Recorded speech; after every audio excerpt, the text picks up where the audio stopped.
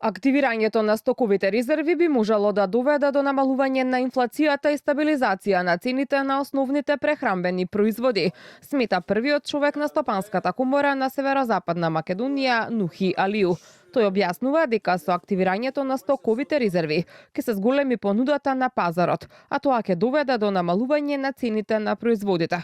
Според него, замрзнувањето на цените не е добра опција.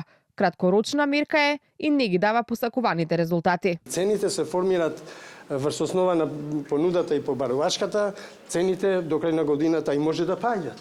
Да ја зголеми понудата. А и можеме да ја зголемиме понудата? Па може да ја зголеми понудата. Ние имаме и дирекција за стоковни резерви, која во дадени моменти, кога веќе цените одат нагоре, може да пуштат, значи таму има нормално стока која може секое време со одлука на влада да излезе, да се пушти во пазарот и да ја зголеми